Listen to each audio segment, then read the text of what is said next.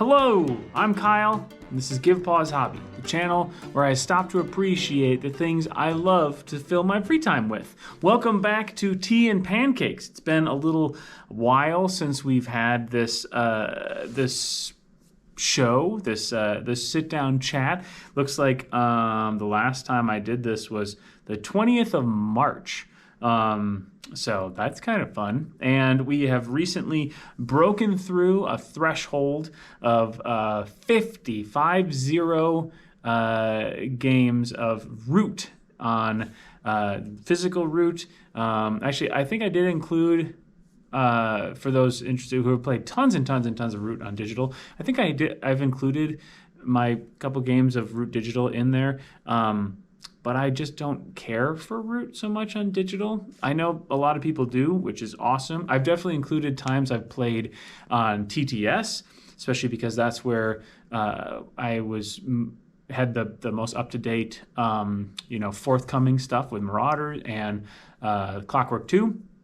But for me, the vast majority of my games have been and probably will continue to be in-person Root because I just like to feel the bits. And in terms of like Root Digital, I know it's super awesome, but for me, part of the reason I like board gaming and specifically solo board gaming is that I have to fully understand what's going on. There's no level of like hand waving like, that's the thing that happens at that point, or something takes place and I'm not entirely sure why. If I don't understand how something works or when it should work or why it should work, it doesn't happen because it's a board game. And to me, that's a selling point. I know it's not for everybody, but I digress. So 50 games, looks like our grand total so far is 59 hours and 36 minutes of playing, still at 10 locations, still with 18 different people. Let's see, I'm up to 7 games of 2-player, 25 games of 3, 17 of 4, still at 0 games of 5, and only that one crazy game of 6. Have not done a Robo Rumble in a little while. That's the recap, and this was the 15th of July. There it is. Let's see how many I get in this video. I did not see that one coming. Other ones I have in the past, but finally getting around to recording this. Had some time to think about it, so let's dive right in. First off, my thoughts on the maps of the game. All right, so let's get into it. For maps, at 45, it was Winter, Mountain, Lake, Forest from last to first. At 50, it is Winter, Mountain, Forest, Lake. So the only ones that changed were Forest and Lake. From the bottom up, Winter, played a couple of rounds in it. They were better than ones I've done in the past. I didn't have any like super borked robot movements in that northern pass, but I just wasn't, I don't know, just didn't really like thrill me. Mountain, I do enjoy that map, though as a player against bots, only bots, it's a little bit weird because you have a little pool of victory points in removing those passes that the bots just don't have. So for some factions that have a really clear calculus of where they need to chase down other VPs off their board, that card sort of throws things a little bit for a loop, but also because the bots just ignore the paths and you need to clear them up yourself, it's just kind of like a weird situation. It's not as engaging as with other players, which is probably why for me it's down third. I do like the autumn or the forest map quite a bit, but I've known for a while it's probably because of nostalgia and just like when people think Root, they probably think that map. And the lake map, I just think, even though I didn't actually play any lake map for these 5, I have, spoiler, for the next episode. I don't know. I played enough forest to say, you know what, I enjoy what you are and what you've done, and I will continue to do so, but it's just sort of like the staple. It's not necessarily the one that I'm like, ooh, this is exciting, and that's the lake, at least for me, or for now. For words are tough. All right, moving on, let's talk about our landmarks.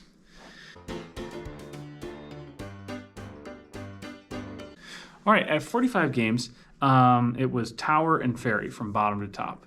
Now at 50 games, it is from bottom to top, Fairy, Tower, Lost City. So Lost City comes in as the first of the new landmarks, just right at the top. Tower maintains its position at second, even though it technically, well, no, it stayed. And then Fairy drops 2. So Fairy, I think the promise of the Fairy is cool, that you can move around the lake. But because it can so easily get trapped in an area where whoever has it either doesn't need it or doesn't want to use it, or specifically doesn't want to give it over to someone else, so keeps it in that area. It doesn't really get used that often. It's nice to, anything that lets you draw a card is huge, and so that's super cool about it. But I don't know, it's just and typically when it works, it's like this big thing, like, ooh, the fairy, it did it. But yeah, it just, I don't know, sometimes leaves me a little bit wanting for more. The Tower, honestly, there were, some games I played where it made a difference. It made a faction viable that otherwise wasn't. Like, just wouldn't have had a chance at the W if it weren't for the fact that they could hold down that tower. It also throws a wrench in the ROOTbots because it breaks priority. If there's a tie and it goes to priority, it just says like, this is the top or the bottom, highest or lowest priority, whichever makes it the target. So I do like that about it. So I think that's fun. But Lost City just makes so many things possible. It makes like crafting. It makes swaying ministers. It makes just so many things easier in there, which makes it super attractive of a destination. But then also, because it's all clearings, it's all suits, it really messes with how the ROOTbots interact with it. Sometimes there being 5 of one clearing, 5 fox clearings, the original 4, and then the lost city. It's super interesting. I really like the interactions. I imagine that is going to be one of the clearer standouts when playing with ROOTbots. The other ones I feel like I'm interested to try them out. There are on this channel, I'll be making videos about the theoretical ways that the Hirelings and the landmarks could be used by ROOTbots. It hasn't been put out by Benjamin Schmaus, but someone else in the community. So I think that's what I played with, and I've looked at some of the other ones too, and I think they look pretty good. But I just really think the Lost City is super interesting. Not to mention, it made for some super interesting plays in the Root Winter Tournament. So seems to be something that's going to be staying around and messing around with our games for quite some time. Moving on to, speaking of the new content of Hirelings, let's talk about Hirelings.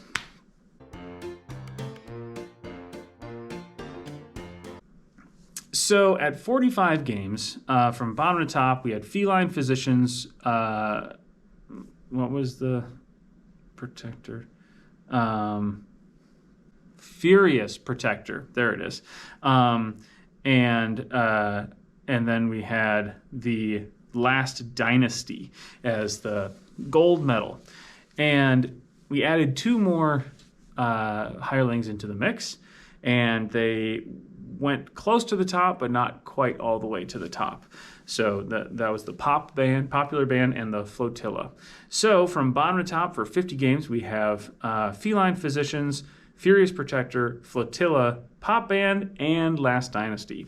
So Last Dynasty is the only one that maintained. The other ones either came out of nowhere or went down. Feline Protectors, or Physicians, excuse me, I think is really a super awesome opportunity, and there are times, especially for factions with smaller counts of warriors, that could be hugely impactful. So I don't imagine that will be down there forever, but A, I've only played 1 game with them. B, It was when they were brand new, so we didn't fully understand. And it was also the old system. I did include those, like this is the, I don't know, beta, gamma, whatever version of the Hirelings they were, but it was not the published version. It was back when we had the diplomats in there, and if you don't know what I'm talking about, that's fine, because they're not in the real version of Hirelings. But it's back then. So we weren't really sure how to use them. It was the old system where you could keep stealing them from other people rampantly. So I'm sure in the permanent, like actual published version of Hirelings, they have a better chance. But C, last and not least, if you're like me, you sometimes forget that feline or the field hospitals are a thing, whether for the ROOTbots or for the cats. So that'd be a super bummer if you took the time to actually sway that hireling or contract them and then forget to use them. But anyways, they won't be down there probably forever. Furious Protector, same thing. That was in that old pre-published game. Made a difference, but not more so than these next ones. The Riverboat Flotilla is, I think, is super. Well, first of all, it's like the coolest meeple in Root now. That they're on like this little, what are those called? Well, the Riverboat, but there's a name for it.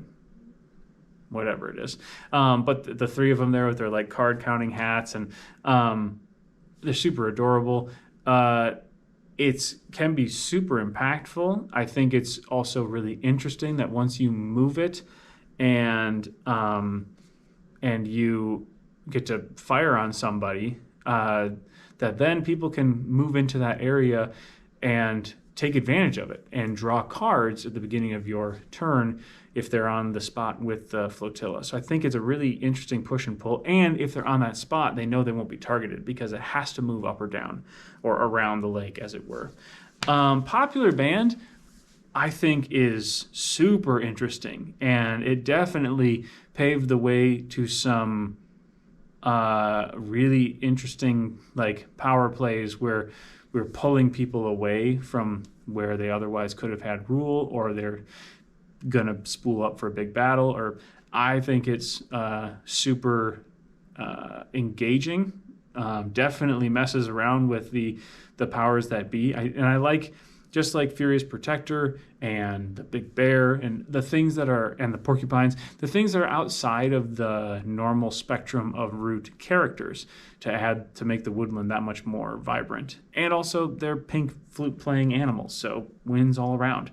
Last but not least, Last Dynasty, I think, is just super cool because they're just a roving band of thugs you get to go beat up people with. So can't beat that. All right, let's move on to favorite factions to pilot.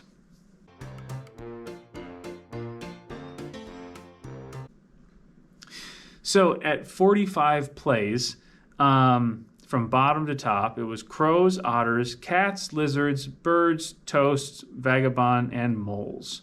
So these are the ROOTbots' favorite ones to play. Now at 50, from bottom to top, crows are still at the bottom, cats moved down, birds moved down 2, lizards stay the same, otters moved up 3, toast, vagabond, moles stayed in the same place for bronze, silver, gold. So let's go from bottom to top. Crows, they work just fine. I'm not convinced it's the most engaging ROOTbot out there. We'll see. What time will tell for that one. I just think there are other puzzles that are more interactive than the one that the crows provide. Cats have dropped quite a bit from where they used to be pretty much right up at the top until moles came into the picture, and then they kind of took over the show. But much like the autumn map, the cats, I think, were holding on for just nostalgia and ubiquity. And I've used them more than any others by a long shot. 29 games with the cats, but they've only won twice, which is fine. Like, it's not, some factions are just underpowered in any game, but I don't know. There are certain patterns of play that they eventually fall into, like having tons and tons and tons of cats all over the board that don't necessarily do all that much because they're clumped in weird spots. Or if they get some bad beats early on in the game, they're sort of wiped from the map, and it's really hard for them to come back, even with traits and difficulty stuff helping them out. So, sorry, guys. Birds took 2 hits down to third to last place. I played 20 games with them, won 10 of them. I didn't play any games with them this time, these 5 games, but the games that I played with other factions just were more engaging than I remember the bird ones being. Lizards stayed at the top of the bottom half. So I played 9 games with them, a third of them they have won. I do think that the published version of them is a lot more enjoyable to me because it's not as random. You don't just flip a card over and that's your order card for the conspiracies, but you actually have your lost souls like the player does. So I think that's really a lot more fun because you can guide that. You can affect that just like you can with the regular lizards. So that's definitely helped that faction out a lot in my eyes. Otters went up a bunch. I got better at just learning how to use them. I've only played 6 games. They have also won a third of their games. But what they provide in terms of cards, card wealth, or I think the advanced interactions are super cool. That the Woodland Alliance might take the favor cards and blow up some people. Right? Is that Woodland Alliance? No. Sorry, the Crows. The Crows might take the favor cards to blow up folks. Other times they might take cards to fill up lost souls. The specific interactions with the Otters, I think, help a ton. But it just like the regular Otters, coming around to the faction, as you'll find out soon. But what's possible in a game with Otters sometimes just isn't possible if they weren't in there. So I think that's really neat. The Alliance Vagabond Moles stay 3-2-1. Alliance, I just really like the way they play. It's a nice, they are what it says on the box, an insurgent faction. You throw them in there to kind of mess around and poke when you're getting ready for big battles with your other militant factions. You're like, oh, I totally forgot. They're right on my back door, and here's some sympathy, and so I think it's a lot of fun to play with them. They're not oppressive. They've won 1 of 12 games, so there's that. Vagabond, or Vagabot, excuse me, is still enjoyable to me, though there have been a couple of games where, 14-2, 14 plays, 2 wins. There have been some games where they just sort of don't do that much. For the most part, they always stay relevant, but there have been some games where they were anything but, and that was kind of a bummer to see. But it is, I still think, a really good fit if you're going to have a bot in the game, because it's so different anyways, because it's a Vagabond. You might as well turn it over to the whims of random chance and the programming of the ROOTbot and just let it do its own thing. And last but not least, in fact, last but most, the moles up at the top have been in 8 games, have won 0 of them. So that's interesting. Every time this comes up, and they still haven't won one, it's really strange because that's not the memory that I have. I feel like they've been closer, if not, at the top of the heap in a number of games, but apparently that's just not true. But I do really like the escalation, the ramping up of swaying ministers. I think it's just really an interesting part that the other factions simply don't give you because that functionality isn't there. And then finally, the factions that my ranking of playing these factions. So let's get into it.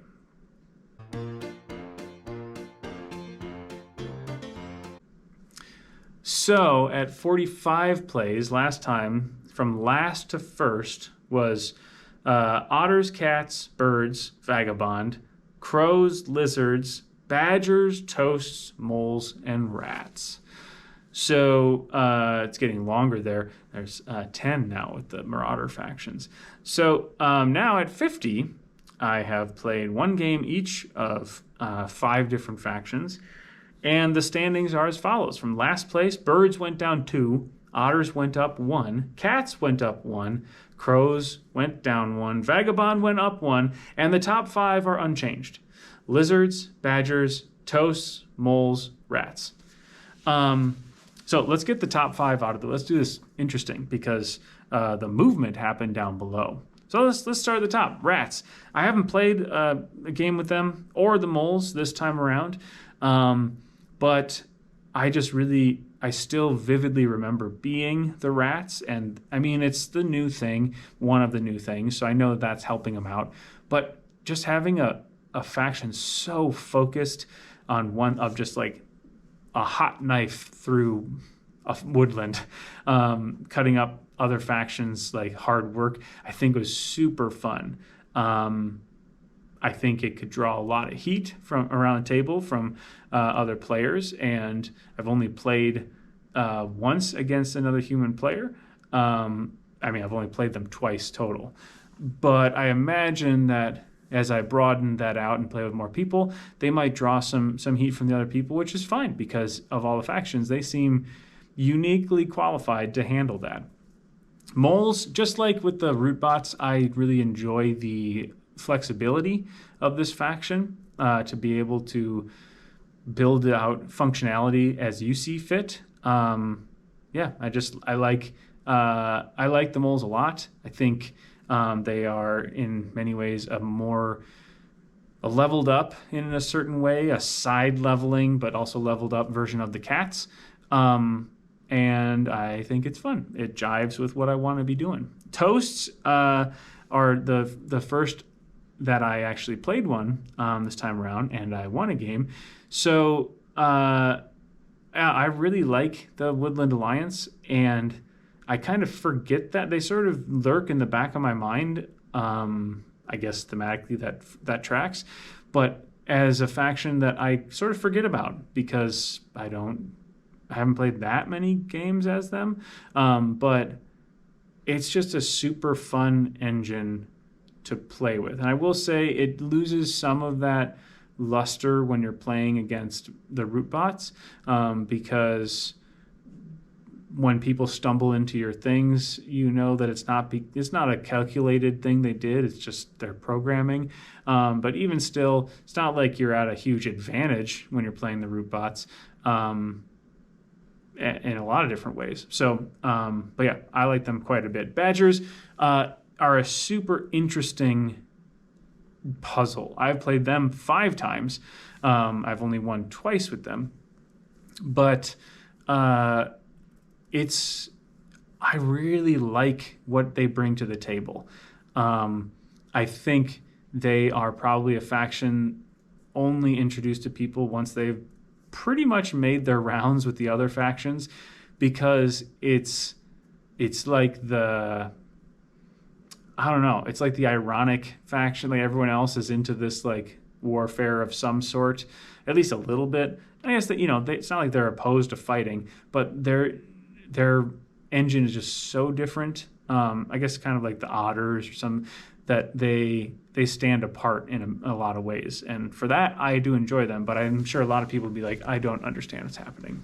Lizards, did not play any games of, but I also like them because they are unique.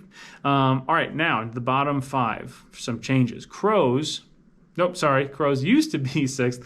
Vagabond moved up. I played a couple games, or one game of Vagabond, another one later on for the next episode, and I just really liked having a very different,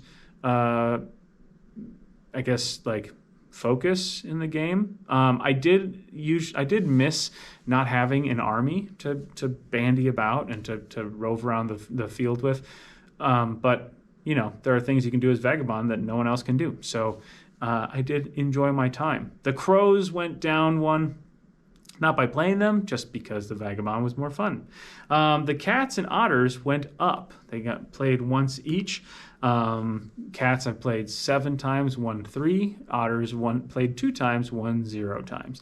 Cats, yeah, I like it's oftentimes seen as like the vanilla faction of the game, because it's been around for so long, and it's kind of the most like, what you see is what you get of the factions. And I don't know, I kind of like that. It's definitely the one that is going to garner the most heat from the table right off the bat.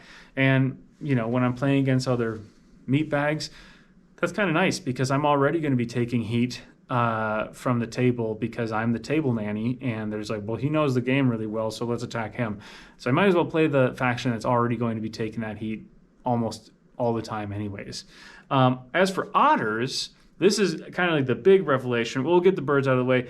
I haven't played any birds these last 5, and I don't particularly care for playing the birds, so they moved down. Because the otters moved up. And I want to tell you all about it. Because a major development... so for those who are even like passively knowledgeable about the otters, you are going to roll your eyes right out of your heads on this. But I was not playing the otters correctly before. And I was playing them the way that essentially the rivet folk, or the river folk robots now, play them, where you take in warriors, you shift them down, and then you poop them out every turn. Not all of them for the rivet folk. They see which faction has the most warriors, and they send those back. I was mistakenly doing that with all of my funds. I was taking them in as payments, they're turning into funds, and then I was putting them down into, what is it called? Not assigned, but committed, and then returning them all the time. Except you don't do that. There are certain actions that do, because they're super strong. And for those actions, yes, the funds that you pay for them with go back to the players. Like when you're putting out trade posts.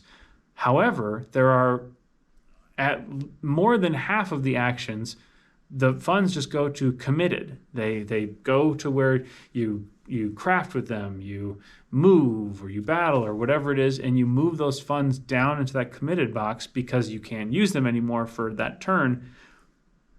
But then they go back up to your funds at the beginning of your turn. And that's why that one phrase is like, take all warriors on any part of this board and bring them to funds. It's like, that's weird. Why wouldn't they just say from payments? It's because that's not how it works, Kyle. I just didn't understand. I was like, how do you get anything accomplished with this faction? Your choices are to do a paltry amount of actions, and you are left with no funds to do anything with, or sit there with funds hoping to build up enough to do like a normal faction's amount of actions in a turn, but in the meantime you're doing nothing. And that was because they essentially have certain actions that are just like punch passes. They're like, all right, give me a warrior, you can do a thing, all right, you get it back. And there are other ones that actually need to pay. And so that was a huge turning point. And I feel like an idiot, but it's a game of learning. And here I am at 50 games learning, so you don't have to. So with that, I think I'll end it there. I rambled on longer than I expected to, such is the case for Tea and Pancakes. But for those interested in shorter content, I'm trying my hand at it, despite the fact that I'm at whatever minute mark with this one. I think it is a creative endeavor that I think will be beneficial to me. But also I think it's good to have short stuff too. And I have a channel favorite shelf about all the games that I love the most. So there's no spoiler, or I guess it is a spoiler. Every game that's going to be on it is a game I really like.